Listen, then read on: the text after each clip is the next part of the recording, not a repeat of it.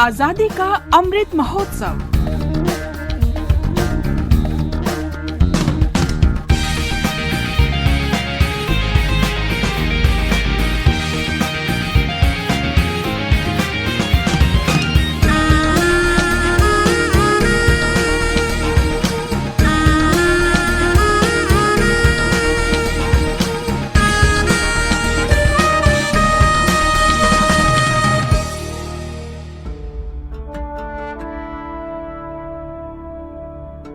जय हिंद साथियों, मैं पीजी कॉलेज छिंदवाड़ा से बीएससी प्रथम वर्ष की छात्रा अर्पिता विश्वकर्मा लेकर हाजिर हूँ आजादी के अमृत महोत्सव पर केंद्रित कार्यक्रम #AIR Next।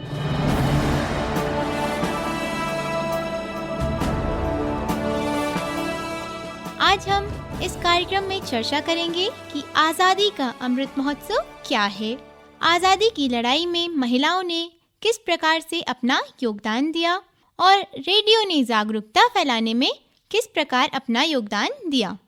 जिस आज़ादी के खातिर हमने सदियों लड़ी लड़ाई थी, पावन थी वह तारीख अमर जो आज़ादी का सवेरा लाई थी। जी हाँ दोस्तों, 15 अगस्त 1947 की वह सुबह हर मायने में बहुत खास थी, क्योंकि बरसों की गुलामी से मुक्त होकर देश आज़ादी के नए स्वर्णिम सफ़र की शुरुआत कर रहा था। आज़ादी के 75 वर्षों के सफ़र को देखें तो सच में यह उत्सव सा प्रतीत होता है, जिसे हम आज़ादी के अमृत महोत्सव के रूप में मना रहे हैं। हमारे देश भारत का इतिहास प्राचीन, सूर्य की तरह तेजस्वी और आकाश की तरह विशाल है, जिसमें ज्ञान, विज्ञान, कला, आध्यात्म और शौर्य झलकता है। पिछले 7 दशकों का आज़ादी का यह सफ़र कई उपलब्धियों से भरा है। कई चुनौतियों और बाधाओं को पार करते हुए भारत विकास की ओर प्रगतिशील है। कृषि, विज्ञान, तकनीकी के साथ साथ सामाजिक और आर्थिक क्षेत्रों में देश ने उन्नति की। साथ ही अंतर्राष्ट्रीय स्तर पर विश्व शक्ति के रूप में लगातार भारत अपने आप को स्थापित कर रहा है।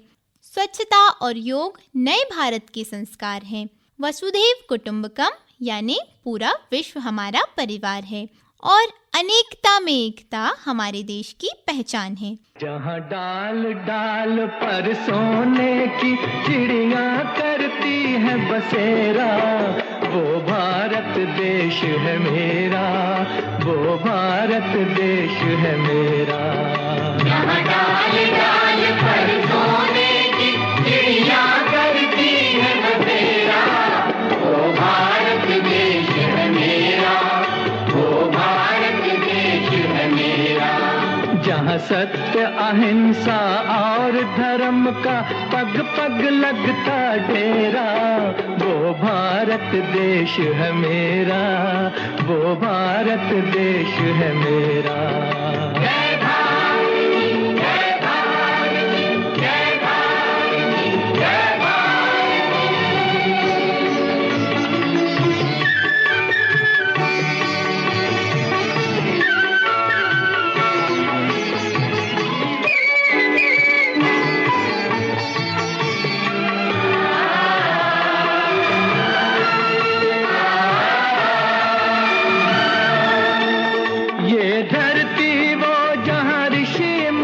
जपते प्रभु नाम की माला,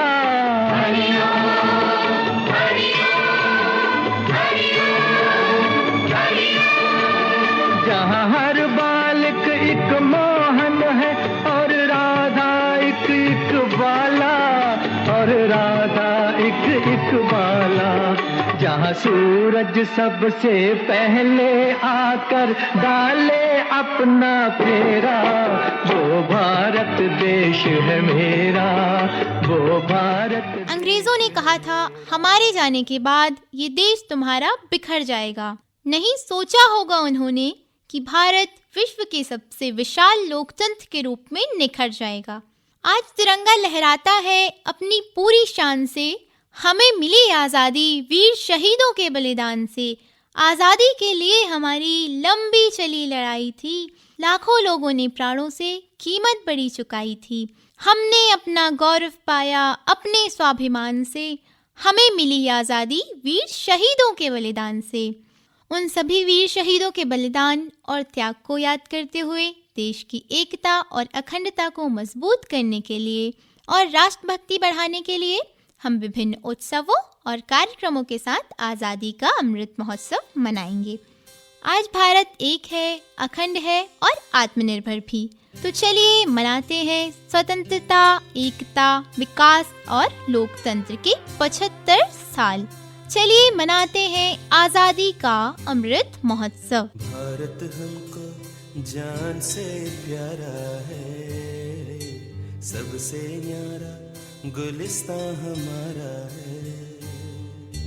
भारत हमको जान से प्यारा है, सबसे न्यारा गुलिस्तां हमारा है। सदियों से भारत भूमि दुनिया की शान है, भारत माँ की रक्षा में जीवन कुर्बान है। भारत हमको जान से प्यारा है, सबसे न्यारा गुलिस्तां हमारा है।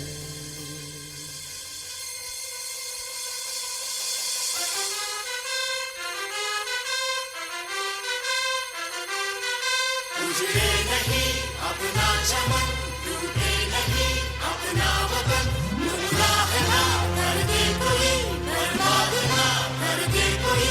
मंदिर यहाँ, मस्जिद यहाँ, हिंदू यहाँ, मुस्लिम यहाँ, मिलते रहे हम प्यार से जानो।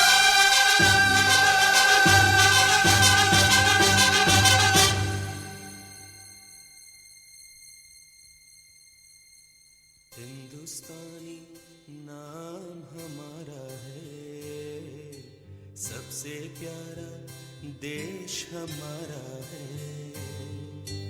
हिंदुस्तानी नाम हमारा है, सबसे प्यारा देश हमारा है। जन्मभूमि है हमारी, शान से कहेंगे हम, सब ही तो भाई भाई प्यार से रहेंगे हम। हिंदुस्तानी नाम हमारा है, सबसे प्यारा देश हमारा है।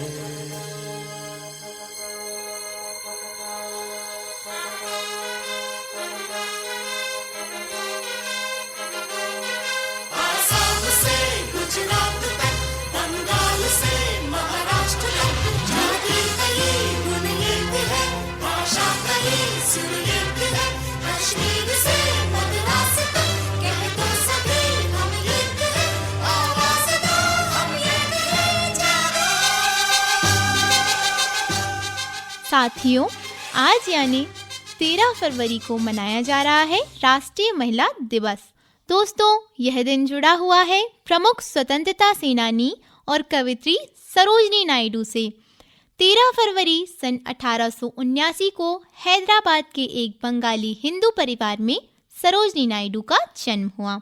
इनके पिता अधोरनाथ चट्टोपाध्याय एक नामी विद्वान और माँ कवित्री थी।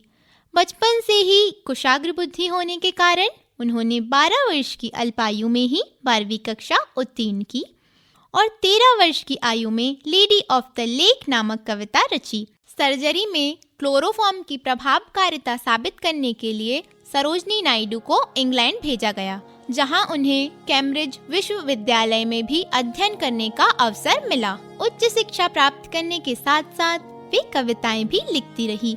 गोल्डन थ्रेशोल्ड उनका पहला कविता संग्रह था, जिसके बाद द बर्ड ऑफ टाइम और द ब्रोकन विंग्स कविता संग्रह ने उन्हें सुप्रसिद्ध कवित्री बना दिया।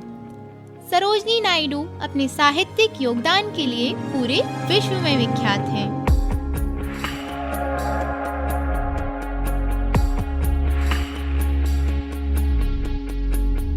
कहते थे लोग जो काबिल नहीं है तू, देंगे वही सलामियाँ।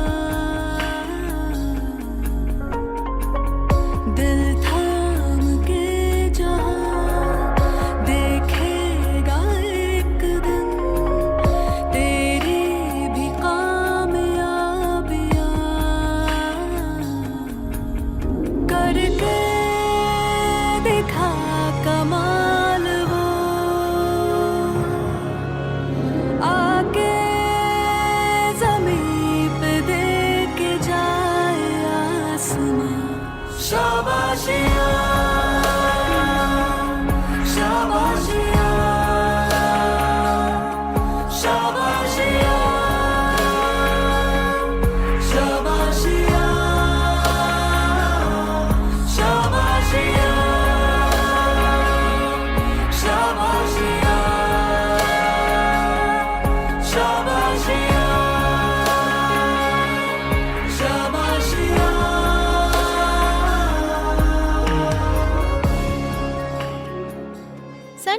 1914 में सरोजनी नायडू पहली बार गांधी जी से मिली और उनके विचारों से प्रभावित होकर देश के लिए समर्पित हो गई। एक कुशल सेनापति की भांति उन्होंने अपनी प्रतिभा का परिचय हर क्षेत्र में दिया। कई राष्ट्रीय आंदोलनों का नेतृत्व किया। संकटों से ना घबराते हुए एक धीर वीरांगना की तरह गांव-गांव घूमकर वे देश प्रेम की अलख जगाती रही और देश के नागरिकों को उनके कर्तव्य की याद दिलाती रही। वे बहुभाषाविद थी और क्षेत्रानुसार अपना भाषण हिंदी, अंग्रेजी, बांग्ला या गुजराती में देती थी। स्वतंत्रता संग्राम के दौरान सन 1917 में प्रकाशित इनकी रचना द ब्रोकन विंग्स का साधारण जनमानस पर काफी प्रभाव पड़ा, जिसमें भारत का वर्णन था और आज का स्वप्न और कल की आशा पर केंद्रित था। अपनी मधुर आवाज और रचनाओं के कारण इन्हें नाइटिंगेल ऑफ इंडिया यानी भारत कोकिला के रूप में भी जाना जाता है। सन 1925 में कानपुर में हुए कांग्रेस अधिवेशन की वे अध्यक्ष बनी। सन 1932 में सरोजनी नायडू भारत की प्रतिनिधि बनकर दक्षिण अफ्रीका भी गई। भारत की स्वतंत्रता प्राप्ति के बाद उन्हें उत्तर प्रदेश की राज्यपाल चुना गया और उन्हें भारत की पहली महिला राज्यपाल होने का गौरव प्राप्त हुआ। उन्होंने अपना सारा जीवन देश के लिए अर्पित कर दिया। 2 मार्च सन 1949 को लखनऊ में दिल का दौरा पड़ने से उनका निधन हो गया। वे हमेशा से ही महिलाओं को आगे आने के लिए प्रेरित करती रहती थी और आज भी सरोजनी नायडू देशभक्ति और भारत की नारी के लिए आदर्श के रूप में याद की जाती हैं। हो सदके मैं जावा मेरी दिल जानिया, मैं शीश झुकावा मेरी दिल जानिया, तेरे नाम जो कर जावा कम है वो।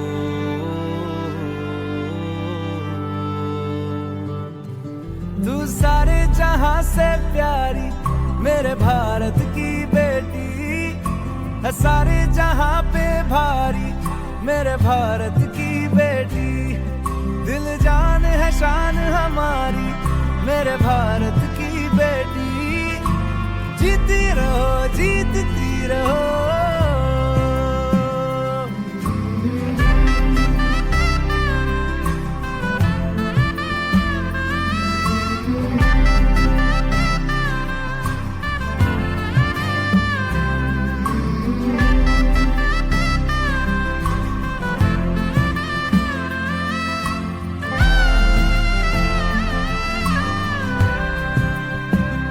जो तेरे नैनों से टपके हर आंसू है अपना, जो तेरे होठों पे ठहरे वो गीत अब अपना, जो सीना तान के तू चल दे उठता है सर अपना, जा जी ले अपनी जिंदड़ी सर पर हाथ है अपना, तेरा जो भी है सपना अब जिम्मा है अपना, सपने सच करने की तेरी बारी।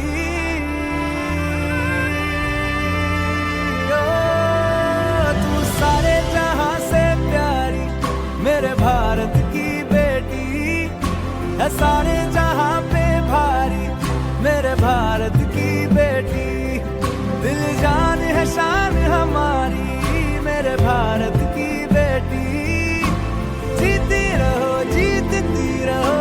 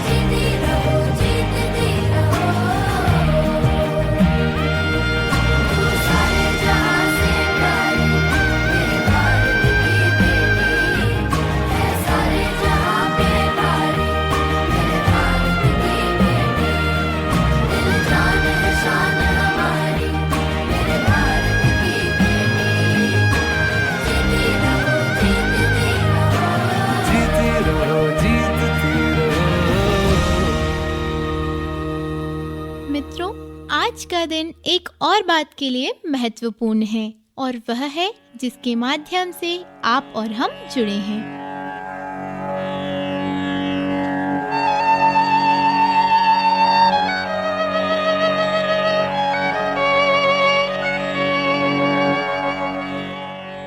जी हाँ दोस्तों, मैं बात कर रही हूँ रेडियो की।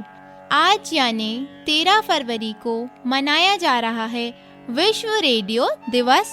वर्ष 1945 में इसी दिन संयुक्त राष्ट्र से पहला रेडियो प्रसारण किया गया था। इस दिन को विश्व रेडियो दिवस के रूप में मनाने की घोषणा वर्ष 2011 में की गई। तब से प्रतिवर्ष 13 फरवरी को विश्व रेडियो दिवस के रूप में मनाया जाता है। आधुनिक प्रगतिशील दौर में नित नए नए आविष्कार और खोज हो रही है और इस दौर में मानव सभ्यता को पहुंचाने का सबसे बड़ा श्रेय जाता है संचार माध्यमों को। संचार के माध्यम से ही मानव ने देश विदेश के विचारों, सभ्यताओं और संस्कृतियों को जाना, उन पर शोध किया और उन्हें अमल में लाने के प्रयास किए। और इस दृष्टिकोण से देखा जाए तो संचार माध्यम पृथ्वी के सबसे बड़े आविष्कारों में आते हैं। प्राचीन समय से अब तक की बात करें तो संचार का सबसे तेज और सटीक माध्यम है रेडियो। भारत के स्वतंत्रता संग्राम में भी रेडियो का महत्वपूर्ण योगदान रहा। अंग्रेजों ने भारत पर कब्जा कर लेने के बाद क्रांतिकारियों के संदेशों को रोकने के लिए सभी अखबार और रेडियो स्टेशन को अपने नियंत्रण में लेने का आदेश दे दिया और देश में चलने वाले रेडियो ट्रांसमीटरों की लाइसेंस रद्द करने लगे।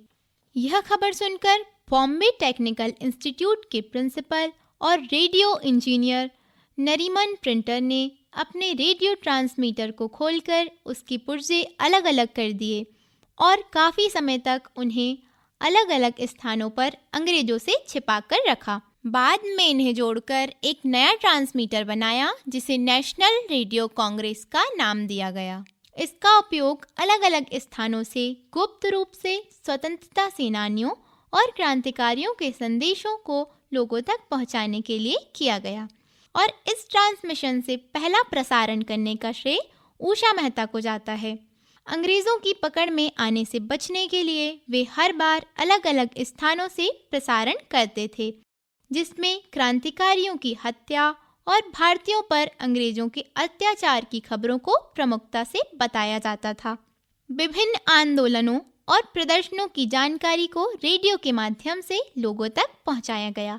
जन सामान्य तक पहुंच होने के कारण लोगों में क्रांतिकारी जागरूकता लाने में रेडियो सफल रहा और आखिरकार वह समय भी आया जब आजाद भारत का पहला संबोधन प्रसारित हुआ। Long years ago, we made a tryst with destiny, and now the time comes when we shall redeem our pledge, not wholly or in full measure, but very substantially. At the stroke of the midnight hour, when the world sleeps, India will awake to life and freedom.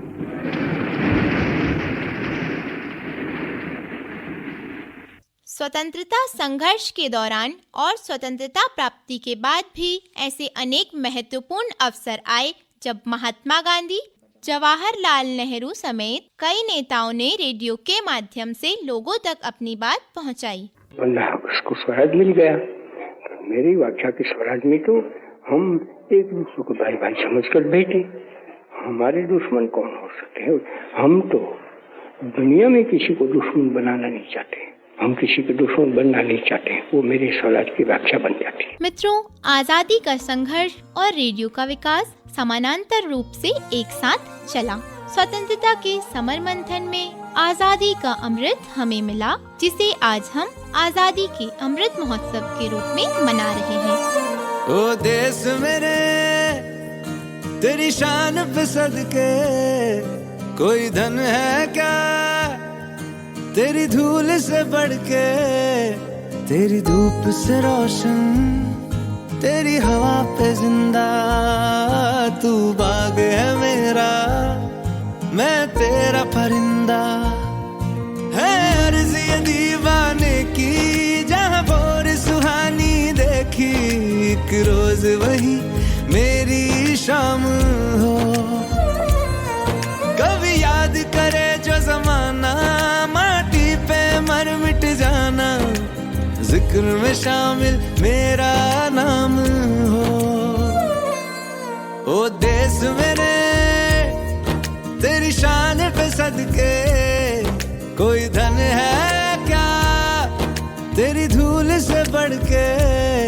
तेरी धूप से रोशन, तेरी हवा पे जिंदा, तू बाग है मेरा, मैं तेरा परिंदा।